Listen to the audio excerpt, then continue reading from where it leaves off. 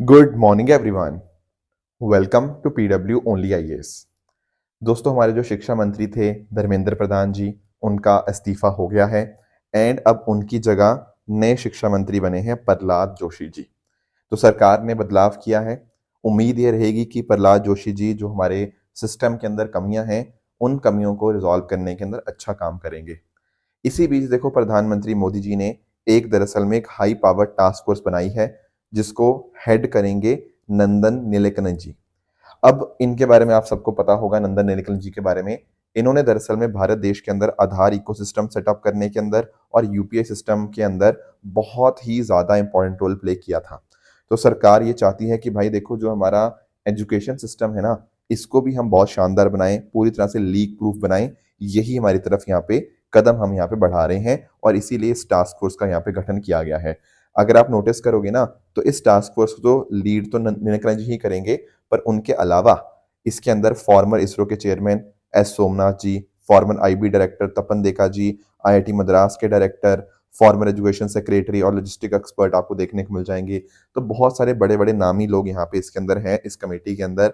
और सरकार की कोशिश यही है कि जो भी ये स्टेप्स बताएंगे, टेक्नोलॉजी के इस्तेमाल के माध्यम से हम कैसे इंश्योर कर पाएं कि हमारा जो पूरा एजुकेशन सिस्टम और एग्जामिनेशन सिस्टम है वो फूल प्रूफ बन पाए। तो बहुत अच्छा कदम सरकार ले रही है। That is a good thing कि सरकार अपनी कमियों को नोटिस कर रही है और उसको सुधार करने की यहाँ पे कोशिश की जा रही है। बट एक चीज और भी ध्यान रखिएगा कि 2024 में भी पेपर लीक हुआ था नीट का, राइट। उसके बाद भी एक कमेटी बनी थी, के राधाकृष्णन कमेटी। उस कमेटी ने 101 रिकमेंडेशंस दी थी। हो गया इस कमेटी को अपनी रिकमेंडेशन दिए हुए लगभग 2 साल। कहाँ है इन रिकमेंडेशंस का इम्प्लीमेंटेशन? जवाब है कहीं भी नहीं। तो इस प्रकार की कमेटीज की कई बार रिकमेंडेशन तो आ जाती हैं, पर क्या उनके ऊपर हम कुछ करेंगे भी या सिर्फ वो ठंडे बस्ते के अंदर पड़ी रहेंगी? ये चीज के ऊपर भी सरकार को ध्यान देना है कि हमें इम्प्लीमेंटेशन करना है, सिर्फ सुझाव नहीं लेने, राइट। तो उम्मीद है कि बहुत जल्दी हमारा जो एग्जामिनेशन सिस्टम है वो बेहतर हो पाएगा। दोस्तों, डेट है आज की 27 जुलाई 2026 एंड आप सभी का स्वागत है आज के प्रीलिम बूस्टर न्यूज डिस्कशन में। स्टार्ट करने से पहले आप सबको दोस्तों गुरु पूर्णिमा की ढेर सारी शुभकामनाएं। हमारी टीम जो है गुरु पूर्णिमा सेलिब्रेट कर रही है और इस मौके के ऊपर हमारे सभी बैचेस के ऊपर आपको बहुत भारी ऑफर्स आपको देखने को मिल जाएंगे। जैसे हमारा जो प्रहार बैच है इंग्लिश और हिंदी के लिए, टाइटन बैच है इंग्लिश के लिए जो 2027 के स्टूडेंट्स के लिए, तो बहुत ही कम प्राइस के अंदर आपको ये मिल जाएगा। उसके अलावा अगर मैं बात करूं संकल्प और पिनिकल, ये 2028 के बैचेस हैं। एंड ऐसे ही अगर मैं बात करूं हमारे जो ऑप्शनल बैचेस हैं, ठीक है ना, तो उसमें भी आपको anthropology, sociology, PSIR, geography, history, maths, pub ad, Hindi साहित्य, ये सारे बैचेस आपको मिल जाएंगे।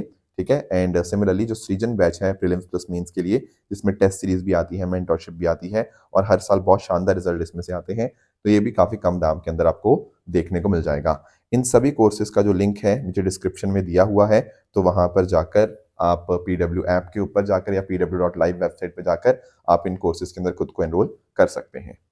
चलिए स्टार्ट करते हैं। पहला टॉपिक आज जो हमें डिस्कस करना है वो है UNCITRAL के बारे में। सबसे पहले इसकी फुल फॉर्म पढ़ो, United nation commission on international trade law. ठीक है। अब ये है क्या? देखो नाम में ही है ना, इंटरनेशनल ट्रेड लॉस।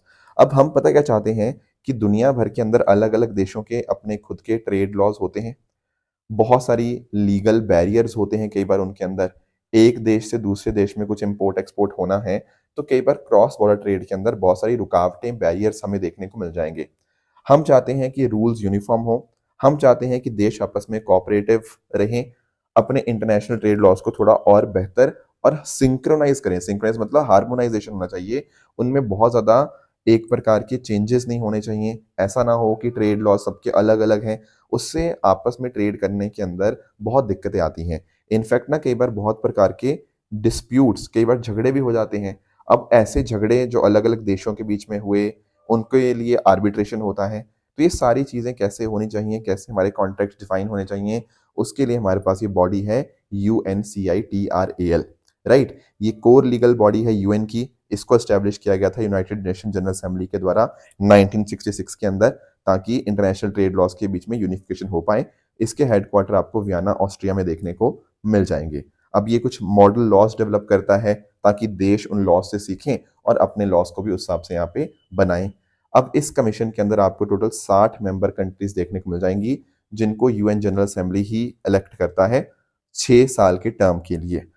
हर 3 साल के बाद आधी मेंबरशिप मतलब 30 मेंबर्स रिन्यू होते रहते हैं, और पूरी दुनिया का इसमें रिप्रेजेंटेशन हो, इसके लिए इंश्योर ये किया हुआ है कि 14 देश अफ्रीका से, 14 एशिया से, 8 eastern European, 10 Latin American and Caribbean से, और 14 आपके वेस्टर्न यूरोपियन एंड बाकी स्टेट से यहाँ पे आ जाएंगे। तो इस प्रकार से सब ये मिलजुल कर इंटरनेशनल लॉज को यहाँ पे बेहतर बनाने की कोशिश करते हैं। भारत की अगर हम बात करें, भारत यहाँ पे फाउंडिंग मेंबर के तौर के ऊपर यूएनसीआईटीएल में जुड़ा था 1968 के अंदर, और काफ़ी अच्छे से भारत ने कंट्रीब्यूट किया है इसके अंदर। भारत का अलग अलग आर्बिट्रेशन में हमने रिफॉर्म्स यहाँ पे बताए हैं कई बार, जैसे कई बार होता है ना अलग अलग बिजनेसेस मल्टीपल कंट्रीज में काम कर रहे हैं, उनके बीच में कोई डिस्प्यूट आ गया, उसके लिए रिजॉल्व करने के लिए कमर्शियल डिस्प्यूट रेजोल्यूशन, इंसॉल्वेंसी, तो इंडिया ने बहुत सारा काम किया है। और हमने हमेशा बात करी है यहाँ पर भी ग्लोबल साउथ की, कि ग्लोबल साउथ की बातों को भी सुनना चाहिए, क्योंकि ट्रेड का कई बार ऐसा होता है कि डेवलप्ड कंट्रीज को ज़्यादा फायदा होता है और डेवलपिंग या अंडर डेवलप्ड को कम होता है। तो हम चाहते हैं कि अगर आपके इंटरनेशनल लीगल फ्रेमवर्क्स हैं तो उनमें ग्लोबल साउथ की बातों को ज़्यादा ध्यान में हम यहाँ पे दें। और भारत का जो सपना है विकसित भारत का, उसके अंदर भी इंटरनेशनल ट्रेड फ्रेमवर्क्स बहुत ज़्यादा इंपॉर्टेंट रोल प्ले करेंगे, क्योंकि उसी से भारत की इकोनॉमी और ज़्यादा रेजिलियंट बन पाएगी। अब क्वेश्चन यहाँ पे ये आएगा कि अभी हम इसको क्यों डिस्कस कर रहे हैं, क्योंकि इस बार की जो 60th एनिवर्सरी कॉन्फ्रेंस है ना, वो दरअसल में भारत ने ही होस्ट करी हमारी तरफ से। जो हमारे एक्सटर्नल अफेयर मिनिस्टर हैं डॉक्टर एस जयशंकर जी, तो उनके द्वारा ही यहाँ पे इसको होस्ट किया गया, जहां पर बात हुई कि ग्लोबल साउथ की हमें प्रायोरिटीज का ध्यान देना है। सो that is why it is in the news, और इसी वजह से हमने इसको डिस्कस भी कर लिया। आगे आएंगे दोस्तों, नेक्स्ट टॉपिक है हमारा फास्ट ट्रैक कोर्ट्स के रिगार्डिंग। दोस्तों जैसा मैंने अभी बताया ना कि हमारी सरकार बहुत सारे कदम ले रही है पेपर लीक्स को रोकने के लिए, उनमें से एक कदम यहाँ पर फास्ट ट्रैक कोर्ट भी है। तो मोदी जी ने यहाँ पे बोला है कि फास्ट ट्रैक कोर्ट एस्टेब्लिश किए जाएंगे, अगर कोई भी पेपर लीक का मुद्दा आता है ना, तो उसको जल्दी से जल्दी हम यहाँ पे रिजॉल्व करने की कोशिश करेंगे, इसीलिए हम यहाँ पे फास्ट ट्रैक कोर्ट यहाँ पे बना रहे हैं। राइट, पता क्या होता है ना, जब ऐसे पेपर लीक हो जाए या कोई भी ऐसा मुद्दा हो जाए, तो कई बार रिजल्ट आने में, मतलब रिजल्ट एज इन कि पता लगने में कि क्या था, उसको सजा मिलने में कई बार 10 साल, 15 साल, 20 साल लग जाते हैं, आपको कोर्ट कचहरी का तो पता ही है। राइट, तो हम चाहते हैं कि नहीं यार, ऐसे केसेस के अंदर तो हमें जल्दी से जल्दी फैसला आना चाहिए, तो उसके लिए हम फास्ट ट्रैक कोर्ट यहाँ पे बना रहे हैं। अब क्या होते हैं फास्ट ट्रैक कोर्ट? ये स्पेशल कोर्ट होते हैं जो जल्दी आपका केसेस को एक्सपेडाइट करते हैं, ठीक है, जल्दी से फैसला सुनाते हैं, जुडिशियल डिले इनमें कम होता है।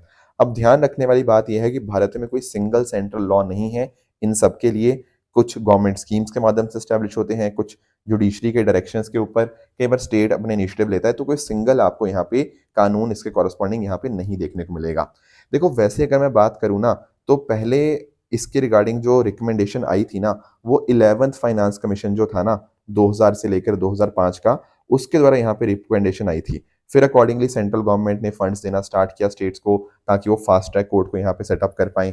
फिर आगे जाके 14th फाइनेंस कमीशन के अंतर्गत आप नोटिस करोगे 1800 फास्ट ट्रैक कोर्ट यहाँ पे सेटअप हुए, जिसके माध्यम से क्या हुआ कि कुछ ऐसे क्राइम्स जो बहुत ही हीनियस क्राइम्स होते हैं, किसी का मर्डर है या इस प्रकार के क्राइम्स, राइट, उसके अलावा लंबे समय से जो प्रॉपर्टी डिस्प्यूट अटके पड़े हैं, कुछ वल्नरेबल ग्रुप्स के केसेस हैं, उन सब के लिए हमने ये सेटअप करने के लिए रिकमेंडेशन दिया। 2019 में सरकार fast track special court scheme भी लेकर आई, खासकर इसके लिए था जो रेप और पॉक्सो के केसेस के लिए। पॉइंट पता क्या था, जो निर्भया केस हुआ था दिल्ली के अंदर, उसके बाद एक कमेटी बनी थी justice Verma committee. Justice Verma committee ने ये बोला था कि भाई देखो, ये जो इस प्रकार के रेप के या जो बच्चों के साथ इस तरह के जो केसेस होते हैं ना, इन केसेस को हम जल्दी से जल्दी निपटारा करें, तो उसके लिए भी सरकार ने यहाँ पे फास्ट ट्रैक स्पेशल कोर्ट भी यहाँ पे बनाए। अब वैसे इसकी कोई लिमिट नहीं होती कि कितने देर में मतलब हमें ट्रायल कंप्लीट करना है, पर जल्दी से जल्दी करना होता है।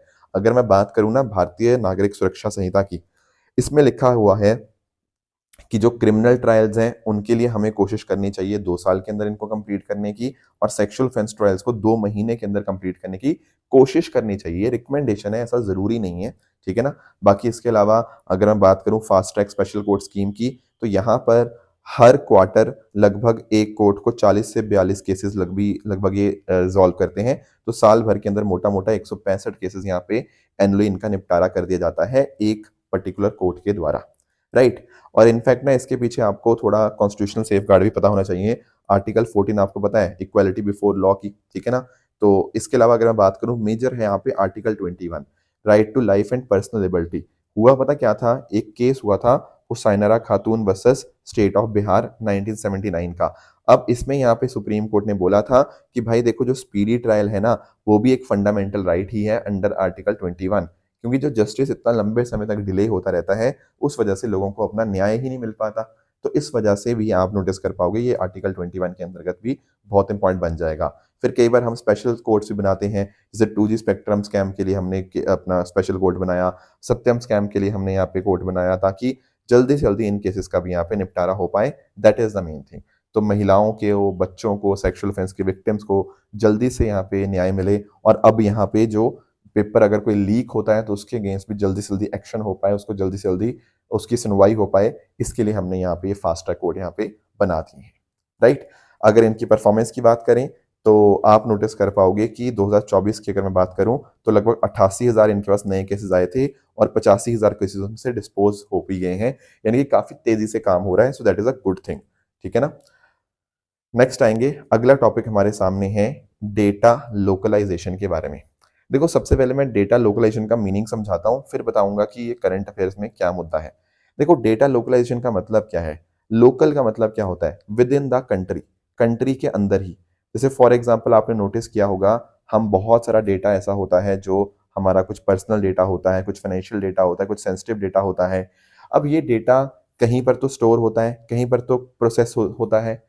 अगर हम बोलें कि भाई विद इन द कंट्री ही हमें यहाँ पे इसको स्टोर करना है, with in the country he processing होनी चाहिए, तो उसको हम बोलते हैं डेटा लोकलाइजेशन, यानी कि देश के बाहर ये डेटा नहीं जाना चाहिए, इसको बोलते हैं, ठीक है ना। तो जो भी इस प्रकार से इनको फॉलो करते हैं उनको हम डेटा लोकलाइजेशन एंटिटीज बोल देते हैं।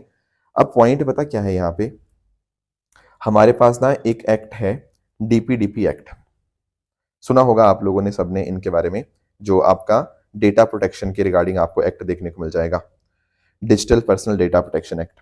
अब डीपीडीपी एक्ट में ये बोला नहीं है कि हमें डेटा लोकलाइजेशन करना मैंडेटरी है, it is not there, but इतना जरूर डीपीडीपी एक्ट के अंदर बोला गया है कि अगर कोई सरकारी संस्था चाहे तो वहां पर वो इसकी रिक्वायरमेंट कर सकती है।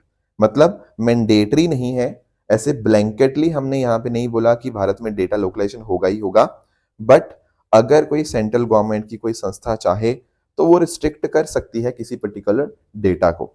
अभी पता क्या हुआ है, डिपार्टमेंट ऑफ टेलीकम्युनिकेशन ने बोला है कि भाई जो भी हमारा कम्युनिकेशन इंफ्रास्ट्रक्चर प्रोवाइडर्स है ना, उनके लिए ये मैंडेटरी है। बहुत ध्यान से समझना, सभी चीजों का डेटा मैंडेटरी नहीं है इंडिया में स्टोर करना, पर जो कम्युनिकेशन इंफ्रास्ट्रक्चर प्रोवाइडर्स हैं उनका डेटा भारत में स्टोर करना मैंडेटरी है। अब क्वेश्चन आएगा कि ये क्या है कम्युनिकेशन इंफ्रास्ट्रक्चर प्रोवाइडर।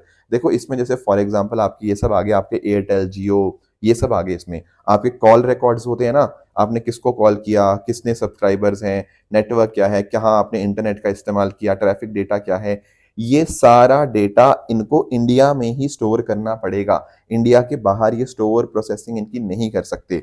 बाकी जो डेटा होगा, जो कम्युनिकेशन इंफ्रास्ट्रक्चर प्रोवाइडर के अलावा डेटा है, that can be stored anywhere, वो उसमें कोई दिक्कत नहीं है। पर ये वाला जो स्पेसिफिक डेटा है ना, कम्युनिकेशन इंफ्रास्ट्रक्चर प्रोवाइडर वाला, इनको ये डेटा भारत के अंदर ही स्टोर प्रोसेस यहाँ पे करना पड़ेगा। अभी फिलहाल डिपार्टमेंट ऑफ टेलीकम्युनिकेशन ने ये बदलाव किया है। तो इसमें आपका बहुत सारी चीजें आ गई, जैसे फॉर एग्जाम्पल आपके मोबाइल टावर ऑपरेटर्स आ गए, आपके टेलीकॉम नेटवर्क प्रोवाइडर आ गए, ठीक है, मतलब इसमें एयरटेल वगैरह ही ये सब आ जाते हैं। फिर satellite earth station gateways, digital connectivity infrastructure provider, internet exchange point providers, आपके मोबाइल नंबर पोर्टेबिलिटी जो होती है उसके प्रोवाइडर्स, ये सारा डेटा आपको इंडिया में ही स्टोर करना पड़ेगा। ये हमारे लिए नेशनल सिक्योरिटी का मुद्दा है। टेलीकॉम नेटवर्क आपके क्रिटिकल इंफ्रास्ट्रक्चर के अंदर आते हैं, इससे साइबर थ्रेट को हम यहाँ पे मॉनिटर कर पाएंगे, और इसीलिए इनके लिए यहाँ पे चीजें मैंडेटरी कर दी गई हैं। ऐसा मत समझना कि सबके लिए मैंडेटरी है, no, it is only for communication infrastructure data, हम यहाँ पे इसको इंडिया में स्टोर करवाएंगे। इसके पीछे की लीगल बैकिंग क्या है, टेलीकम्युनिकेशन एक्ट, ठीक है, 2023 का, इससे यहाँ पे इसकी लीगल बैकिंग आती है। और इस प्रकार से हम चाहते हैं कि देखो, हम बहुत ज्यादा एक्सेसिव रेगुलेशन भी नहीं चाहते, हमने रेगुलेशन भी थोड़ा कम रखा हुआ है ताकि कंपनीज आराम से सेटअप कर पाए, पर हमें यहाँ पे अपने नेशनल इंटरेस्ट को, डेटा सिक्योरिटी को भी ध्यान में रखना है। इनफैक्ट ना यहाँ पर एक वर्ड आता है right of way, ROW। ROW legal permission होती है जो कि हम टेलीकॉम सर्विस प्रोवाइडर्स को यहाँ पे देते हैं, ताकि वो अपना जो भी उनको अपना इंफ्रास्ट्रक्चर इंस्टॉल वगैरह करना हो वो कर पाए, ठीक है ना। तो हमने यहाँ पे आप नोटिस कर पाओगे कि जो भी एंटिटीज होंगी उनको यहाँ पर इन सब चीज़ों के साथ कंप्लाई करना पड़ेगा। वो ये नहीं कह सकते कि हमारा अभी तक इंफ्रास्ट्रक्चर इंस्टॉल नहीं हुआ है तो हम कंप्लाई नहीं करेंगे। नो, आपको यहाँ पे इन पर्टिकुलर चीज़ों के साथ कंप्लाई करना ही पड़ेगा, क्योंकि भारत का डेटा जो है, जो नेटवर्क सर्विस प्रोवाइडर्स का है, वो हमारे लिए एक नेशनल सिक्योरिटी का मुद्दा है। सो दैट इज़ वाई हम इनको चेक भी करते रहेंगे समय समय के ऊपर। एक एजेंसी भी यहाँ पे बनाई जाएगी जो कि चेक करती रहेगी कि प्रॉपर इन्होंने यहाँ पे चीज़ों के साथ इन्होंने कंप्लाई किया या नहीं किया, राइट। तो ये मुद्दा होता है डेटा लोकलाइजेशन का। आगे आएंगे, अगला टॉपिक हमारे सामने है भव्य रसायन स्कीम। सबसे पहले भव्य की फुल फॉर्म देखो, इट इज भारत औद्योगिक विकास योजना। अब पॉइंट पता क्या है, भारत चाहता है कि भारत के अंदर हम 3 बड़े केमिकल पार्क यहाँ पे सेटअप करें। अब क्वेश्चन आएगा कि सिर्फ केमिकल पार्क सेटअप करने का क्या फायदा। देखो, केमिकल पार्क अगर हमारे देश में होंगे ना, तो आपको पता है कि हमारे केमिकल्स हम यहाँ पे बहुत बड़े स्तर के ऊपर बना पाएंगे। और केमिकल का फायदा आपका pharmaceutical industry, agriculture industry, fertiliser, pesticides, textiles, automobiles, बहुत जगह के ऊपर आपके केमिकल्स का इस्तेमाल होता है। तो ये स्कीम जो थी ना, हमने 2026-27 के अंदर यहाँ पे बनाई थी, और ये आती है under the department of chemical and petrochemical, under ministry of chemical and fertiliser के। अब ये 5 साल के लिए स्कीम है, 2026-27 से 2031-31 तक। अब इसमें पता क्या होगा, इसमें हम यहाँ पे ना आपके पार्क सेटअप करेंगे, केमिकल पार्क। क्या फायदा केमिकल पार्क का? देखो, एक ना मान लो एक जगह होगी जिसका कम से कम एरिया होगा 2000 एकड़ का, ठीक है, बहुत बड़ा पार्क बनेगा, ठीक है। और इस पार्क के अंदर ना सारी बेसिक फैसिलिटीज जो हैं वो यहाँ पे होंगी। जैसे फॉर एग्जांपल आपकी कॉमन इंफ्रास्ट्रक्चर फैसिलिटीज इसमें होंगी, बेसिक यूटिलिटीज होंगी, सारा कुछ आपको पास, आपका treatment, storage, disposal facilities already सब कुछ बना हुआ होगा। कॉमन एफ्लुएंट ट्रीटमेंट प्लांट भी होंगे, तो आपको वेस्ट डिस्पोजल में भी कोई दिक्कत नहीं आएगी। स्टीम जनरेशन भी होगा, तो हर एक चीज, बिजली वगैरह भी सब, पानी की सप्लाई, ये सब चीजें हम आपको ऑलरेडी प्रोवाइड करके देंगे। समझे मेरी बात को? बस आपको क्या करना है, प्राइवेट सेक्टर को आना है और अपने काम को स्टार्ट कर देना। इसको हम बोलते हैं प्लग एंड प्ले इंफ्रास्ट्रक्चर। तो इस प्रकार से हम चाहते हैं कि हम केमिकल्स के अंदर बहुत अच्छे से काम कर पाएं, और इसके लिए सारा खर्चा यहाँ पे सरकार देगी। बस प्राइवेट सेक्टर को आना है और काम फटाफट स्टार्ट करना है। इससे रोजगार जनरेट होंगे, प्रोडक्शन का खर्चा यहाँ पे कम होगा। सरकार, आप यहाँ पे नोटिस करेंगे कि सरकार यहाँ पे सेंट्रल गवर्नमेंट जो है वो एक पार्क के लिए 1000 करोड़ रुपए तक की असिस्टेंट यहाँ पे देगी। और इसके अलावा स्टेट्स जो होंगी, वो यहाँ पे जिस स्टेट में होगा उनको कम से कम 500 करोड़ की यहाँ पे असिस्टेंस यहाँ पे देनी होगी, ग्रांट देनी होगी। तो इस प्रकार 3000 करोड़ यहाँ पे हम खर्च करेंगे कॉमन इंफ्रास्ट्रक्चर के लिए, और 30 करोड़ रुपया लोगों की सैलरीज वगैरह जो देनी होगी इसमें सारा कुछ मैनेज करने के लिए।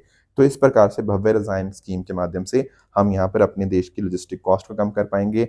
इंपोर्ट जो हम केमिकल का करवाते हैं वो कम हो पाएंगे, क्योंकि सरकार सारा इंफ्रास्ट्रक्चर बना के दे रही है। तो एफडीआई बहुत अच्छे से आएगा, और इस प्रकार से भारत ग्लोबल वैल्यू चेन के अंदर पार्टिसिपेट भी कर पाएगा। So these are all the benefits of Bhavya Rasayan scheme. Next आएंगे, अगला टॉपिक हमारे सामने है ब्लैक सी के बारे में। देखो, अभी पता क्या हुआ, ब्लैक सी न्यूज़ में था, क्योंकि हमारे एक एक्चुअली सेलर की यहाँ पे डेथ हो गई। एक कमर्शियल वेसल है एमवी अमॉर्फी, इसके ऊपर अटैक हुआ ब्लैक सी के अंदर, और उस वजह से भारतीय सेलर की यहाँ पे जान चली गई। और देखो, पिछले कई टाइम में की अगर मैं बात करूँ, तो बहुत सारे भारतीय सेलर्स की इस प्रकार से जान गई है पिछले कुछ अटैक्स के अंदर। तो it is becomes very very important कि हम इन चीज़ों का और हम यहाँ पे बात करें। जैसे पिछली बार हमने यूएस प्रेसिडेंट डोनाल्ड ट्रंप के साथ भी बात की थी कि इंडियन सेलर्स की हमारे लिए सिक्योरिटी सबसे मायने रखती है, तो वो चीज़ें करना बहुत ज़्यादा इंपॉर्टेंट बन जाता है। अब अगर मैं यहाँ पे नोटिस करूँ ना कि ब्लैक सी के बारे में, तो कुछ लोकेशंस हैं ब्लैक सी के कॉन्टेक्स्ट में जो आपको बहुत अच्छे से पता होनी चाहिए। जैसे फॉर एग्जाम्पल आप यहाँ आओ इधर पिक्चर में, जैसे प्लीज़ यहाँ पे फोकस करिएगा, लाइक दिस इज ब्लैक सी, ठीक है ना, ये पूरा आपको ब्लैक सी देखने को मिलेगा। अब यहाँ पे ना आपको सी ऑफ एजॉव आपको देखने को मिल जाता है। सी ऑफ एजॉव और ब्लैक सी को जो कनेक्ट करता है ना, दैट इज योर कर्च स्टेट। यहाँ पर आपको कर्च स्टेट देखने को मिलेगी जो सी ऑफ एजॉव और ब्लैक सी को कनेक्ट करती है। इसके अलावा अगर मैं बात करूं ब्लैक सी और नीचे यहाँ पे इधर मेडिटेरियन सी आता है, इनको कनेक्ट करने के लिए सबसे पहले यहाँ पे बॉस्फोरस स्टेट है। बॉस्फोरस स्टेट दरअसल में सी ऑफ मरमरा और ब्लैक सी को कनेक्ट करती है। फिर आगे यहाँ पे आती है आपकी बहुत ही फेमस डार्डेनेस स्टेट। डार्डेनेस स्टेट यहाँ पे एजियन सी के साथ कनेक्ट करती है। फिर आगे एजियन सी के बाद आगे आपको मेडिटेरियन सी का एक्सेस आपको देखने को मिल जाएगा।